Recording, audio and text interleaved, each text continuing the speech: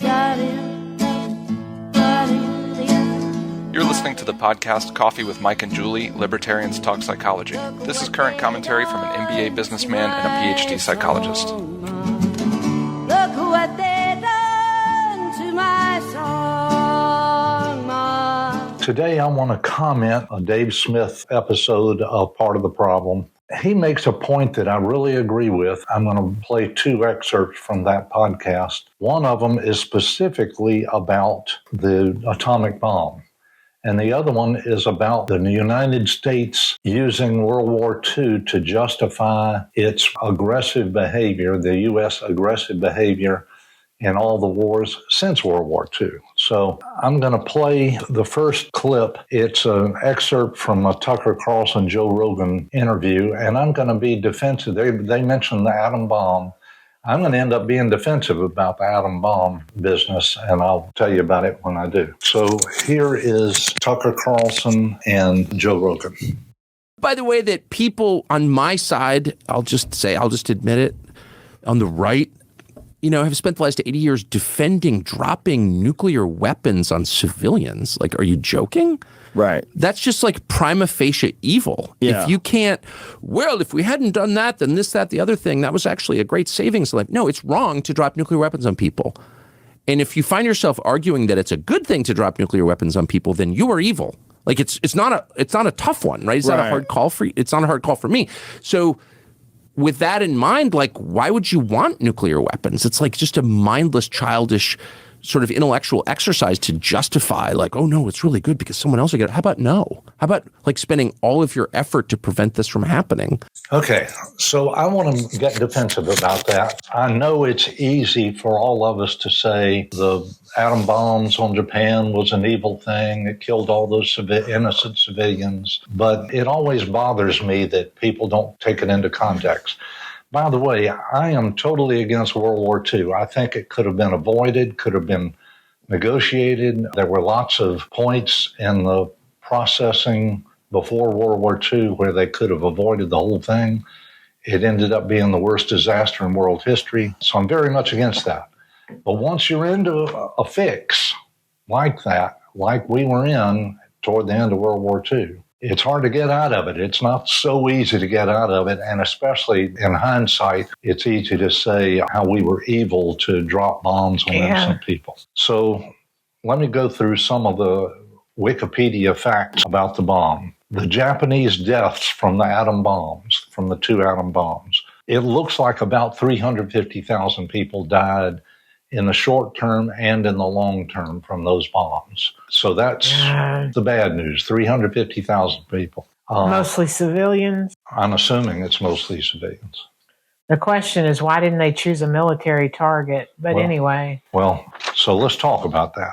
In the months leading up to the dropping of those two bombs, the U.S. was doing a lot of bombing, or the Allies were doing a lot of bombing of Japan. And a lot of people were dying from traditional bombing, 400,000 people.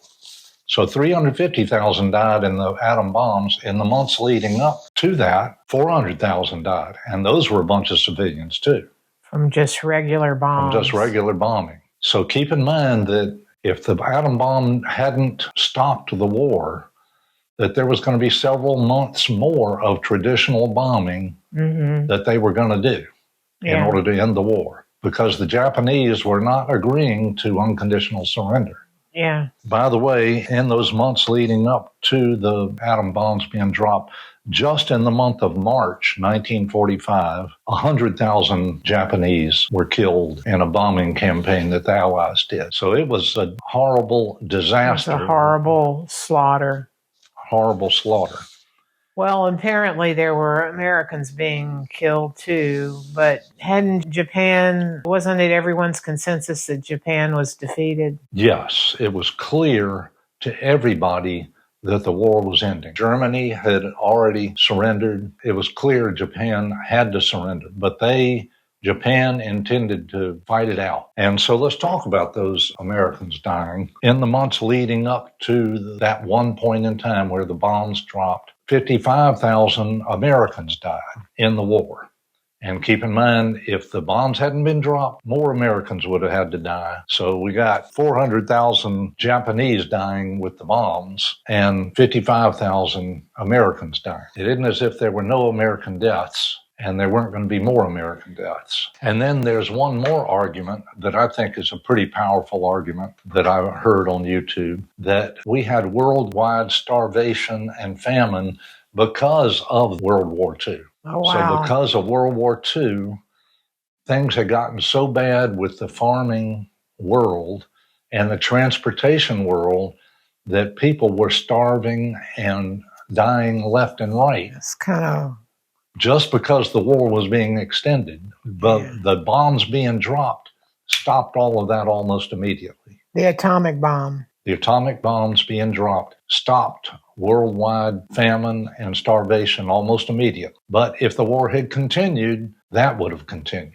Mm-hmm. So I don't like the idea of the bombs. I wish we didn't have to worry about that, but I'm just saying it's overly simplistic to say that it was evil for us to Well, die. I agree that it's overly simplistic because, I mean, how do you answer the argument that if we hadn't have gotten it, the bomb, somebody else would have gotten it? You know, Well, Hitler was trying to... It's a complex, catastrophic, traumatic problem. War is hell. War is hell. And there are no simple answers. I mean, to universally call something evil when it's having to do with war, it's just, you're right, it's just simplistic. right. So that is my defensive side of these guys that I have a lot of respect for.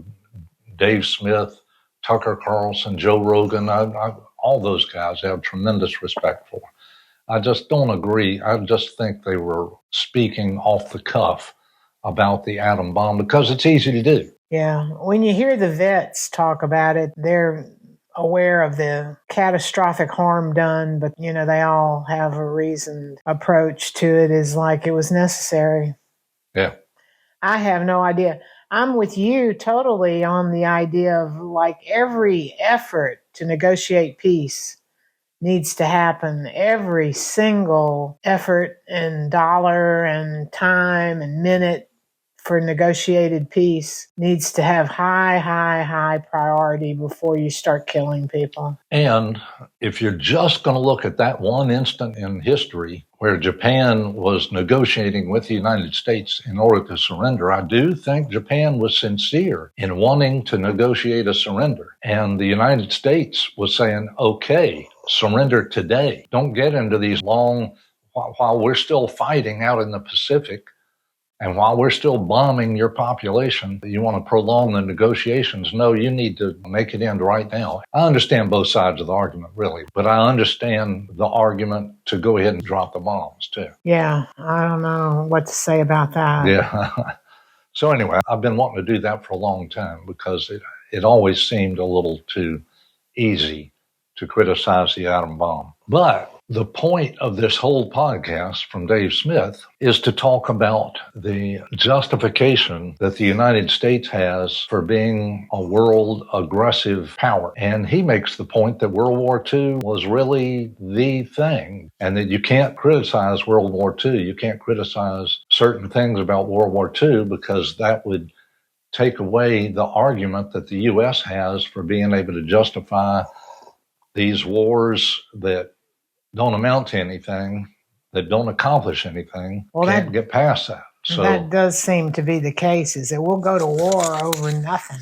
Yeah. Part of the problem, do good guys drop nukes? That's the name of the podcast.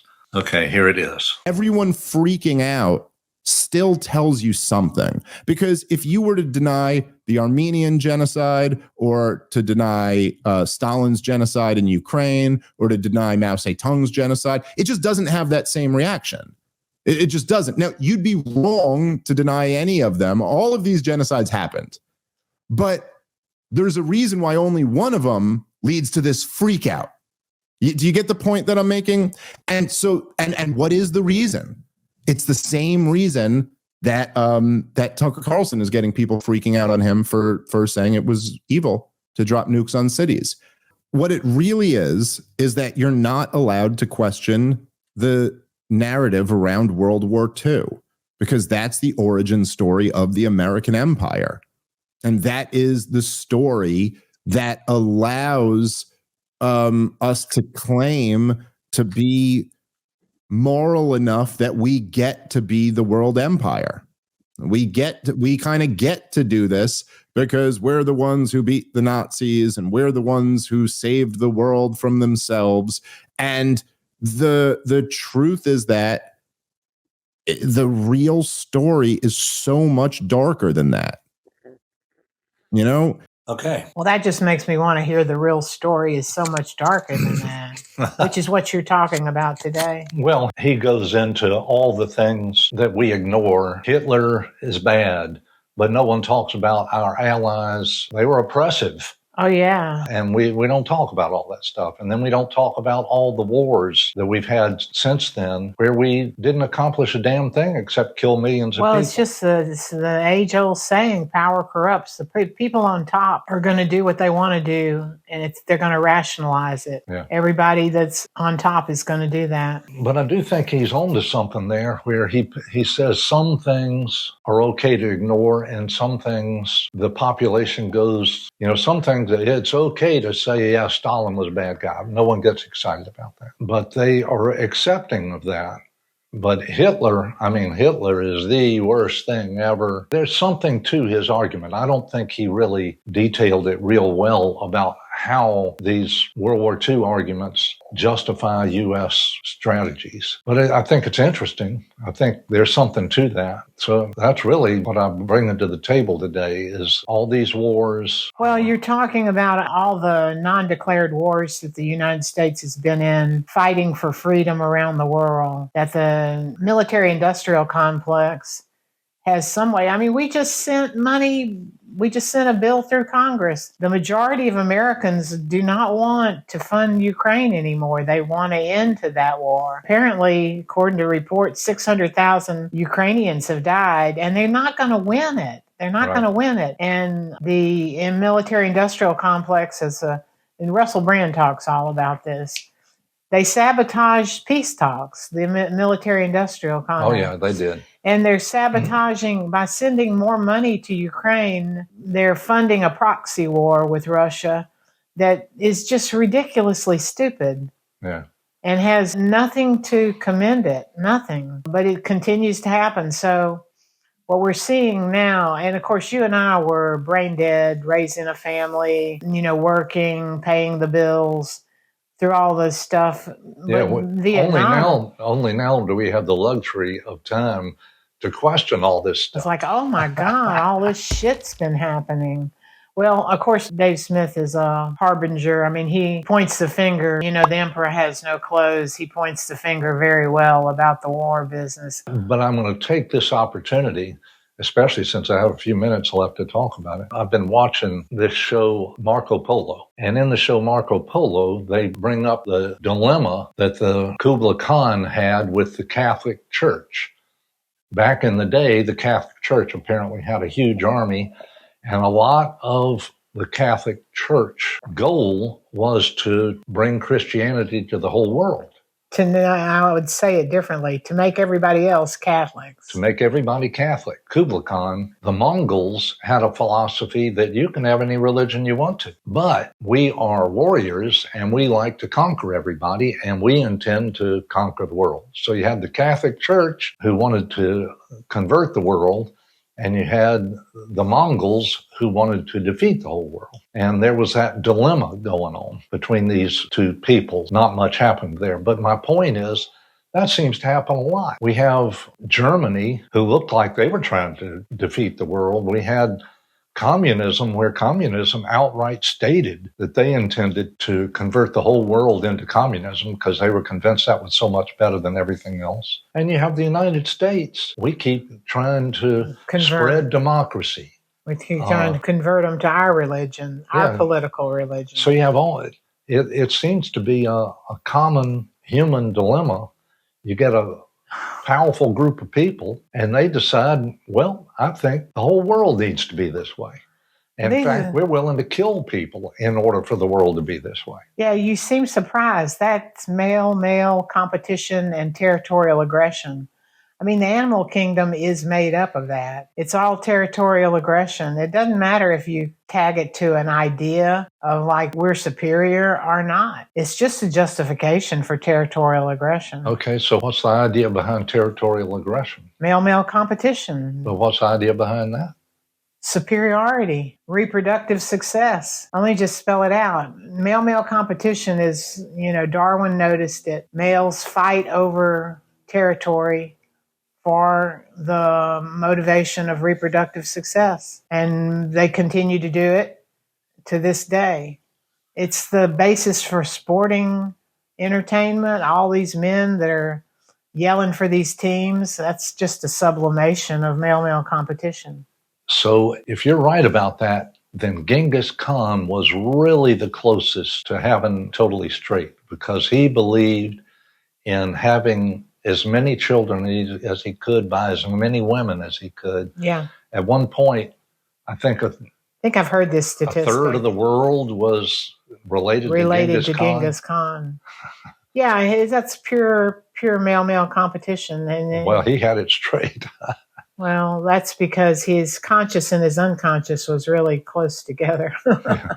Well, of course, we're libertarians. We're against all this aggression. We're against force. That's right. It's a formula, libertarians, and this is pretty much embedded in the Constitution, is you will fight fair, but it's not that you won't fight. It's not aggressiveness is, violence is one thing, aggressiveness or ambition or the striving, as Adler called it, the striving for superiority, is accepted by the libertarians. That's why I think it's a workable model, that you accept that the human nature part of it, but you put it in braces, laws, the philosophy that other people have rights. You may have power, but they have rights. Mm-hmm. So it's all these checks and balances get applied. That's why it's worked. I mean, that's the good side of America.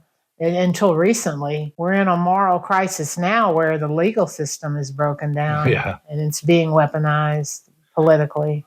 Well, I've been listening to stuff about the Mongols. It's fascinating stuff. I mean, these different tribes of Mongols, I consider that each tribe, we've gone over this before, each tribe was a form of anarchy, where within the tribe, I think you probably had pretty good libertarian principles. But the tribe, when it saw an opportunity to defeat another tribe, I mean, these Mongols, they were brutal. Well, that's kin and favoritism. If you're genetically related to somebody, you're going to favor them. Mm-hmm. Because they are your genetic partner. So you feel a need to protect them. The selfish gene expresses itself by causing your brothers and your sisters to help take care of you, because it takes care of the selfish gene. So that's why genocide happens, is that nobody's related, so we might as well just kill them all off. Yeah. We're not related to them, so our genes don't express any favoritism, which it flies in the face of altruism, because reciprocal altruism works in a community way to support cooperation. That's not related to kinship. So any community, which is what's wrong in the tribal U.S. right now, is the reciprocal altruism is broken down. The communities now are tribal, the way Victor Hanson Davis calls it. Turned into a tribal. Group dynamics, group identity. Wow. It's a mess. So we haven't quite taken the present day into consideration. We haven't quite gotten to violence, but we're getting pretty close. If I'm scared, we're on the edge, because people seem irresponsibly willing to froth up this stuff. I can't remember. I think it was Megyn Kelly had a montage of the liberal press, the state liberal press, freaking out over something good that happened. Maybe this freaking out over the Supreme Court, looking like they were going to give Trump immunity. And the rhetoric of these people was just totally irresponsible, talking like Trump is going to become a dictator, that he's never going to get out of office, that he's going to anoint himself king. Just the childlike nightmare scenario. As if we haven't already had 4 years of his being president, where he didn't do those things. As if anyone could do that in the United States. Well, I mean, I'm not questioning what can happen in the future, but in the past, it's never really happened. But the fact is, they're frothing up these hysterical ideas. And my point is that we already have a broken society where people can't think for themselves and they can't get the clear information they need to make critical decisions. We already have that, and we already have tribal aggression against each other and identity aggression, and they're totally irresponsible, frothing up the emotional, psychologically weak people. I'm going to conclude, but I don't quite know how to conclude today's conversation. I do think that Dave Smith is onto something about the United States using World War II to justify its own behavior. And I definitely think you're onto something when you say, hey, all these people just use different excuses to exercise male-male competition. And that's just the way of the world, male-male competition. And that the United States had, with their founding fathers, had a method of handling male-male competition in a way that was human conflict. Yeah. I mean, we could call it male-male competition, but females do it. Yeah, that's right. Not like men do it, but males do it. But we're reaching a time where the United States is so feminized that we have a power vacuum, perhaps. Wow. Well, I don't want to get into that yet. Yeah, that's a different So topic. anyway, I do think it's interesting. There's no doubt about it in my mind that atom bombs are bad in general. There's no doubt about it that war is bad in general, and that using force, it's good to have consenting adults doing whatever they want to do, but it's bad to have force in any way between adults. So I'll just conclude with that statement.